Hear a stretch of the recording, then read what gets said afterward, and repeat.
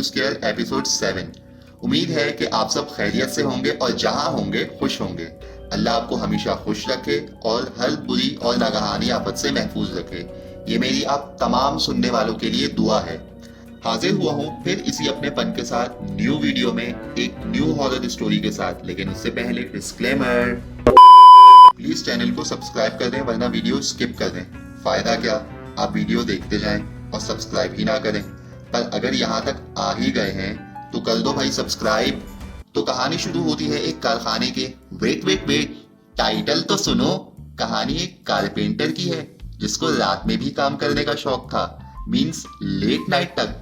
नाम अपना मुख्तार बताया है, पर कहते हैं उनको वहीद मुराद कहा जाए। मेरा नाम है बुल्ला, रखता हूं खुल्ला। मेरा नाम मुख्तार अहमद है और मेरा ताल्लुक कराची से है। मैं पेशे में एक कारपेंटर हूँ और एक कारखाने में काम करता हूँ। ये वाकया उसी कारखाने के सामने एक पार्क का है। ये बात 2012 की है। गर्मियों का वक्त था और उन दिनों लोड शेडिंग उरूज पर थी। काम का लोड बहुत ज़्यादा था। दोपहर में लोड शेडिंग की वजह से हमें नाइट शिफ्ट में काम करना पड़ता था।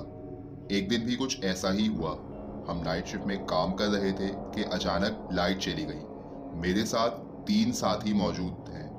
मैं सिगरेट पीने के लिए कारखाने से बाहर आता हूँ और सिगरेट जलाकर पीने लगता हूँ। अभी मेरी सिगरेट आधी ही हुई होती है कि मेरी नज़र पार्क के दरवाजे पर पड़ती है। मैं देखता हूँ कि पार्क के दरवाजे पर कोई खड़ा हुआ है। दिखने में ऐसा लगता है कि उसने कफन पहना हुआ है और यहाँ तक कि उसका मुंह भी कफन से ढका हुआ है। अचानक वो मेरी तरफ बढ़ना शुरू करता है। जब वो मेरी तरफ बढ़ रहा होता है तो मुझे ऐसा लग रहा था कि मेरा पूरा जिस्म, हाथ पाँव भारी हो रहे हैं। मैं कोशिश करता हूँ कि कुछ कुरान की सूरह पढ़ लूँ, मगर मेरी ज़बान से अल्फाज नहीं निकलते। मैं दिल ही दिल में सूरह पढ़ना स्टार्ट कर देता हूँ। अचानक वो चीज़ मेरे करीब आती है।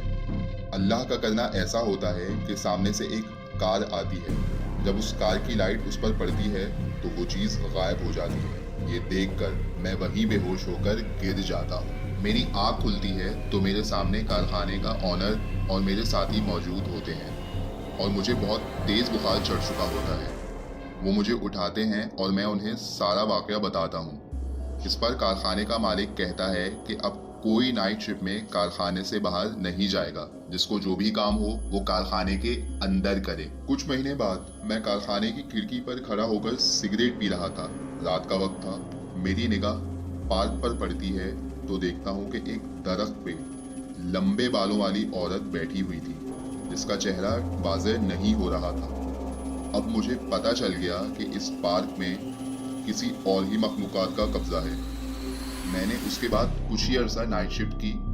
फिर बाद में मालिक ने मना कर दिया कि अब तुम नाइट शिफ्ट में नहीं आओगे और मैंने दिन में काम करना शुरू कर दिया। ये था मेरी ज़िंदगी का एक छोटा सा टेरिफाइंग वाक़या जो कि मैंने आप सबके साथ शेयर करना चाहा। मुख्तार भाई, आपका बहुत बहुत शुक्रिया हमसे अपनी स्टोरी को शेयर करने का। दुनिया में ऐसे अरबों खरबों लोग हैं जो नाइट शिफ्ट में काम करते हैं और उनमें से ज़्यादातर लोगों के साथ ऐसे मामला पेश आते रहते हैं। लिहाजा नाइट शिफ्ट में काम करने वालों को बहुत एहतियात बरतनी चाहिए। जिसने भी ये स्टोरी पूरी सुनी है उनका दिल की गहराई से बहुत शुक्रिया। लेकिन मुझे कहना था कि एक लाइक तो बनता है। आज की स्टोरी को आपके सामने नैरेट करते हुए मैं इमेजिनेशन में खो गया था कि बस नींद आ जाए आप लोगों को। अल्लाह हम सबको हर बुरी चीज से जो उसने पैदा की है उसकी बुराई से महफूज रखे। God forbid such an incident ever happens to anyone. Well. अगर आपके साथ भी कोई टेरिफाइंग हॉरर वाक़या हुआ है तो डिस्क्रिप्शन में दिए गए व्हाट्सएप नंबर पर शेयर कर दें। तब तक के लिए good bye, take care, tata, sayonara.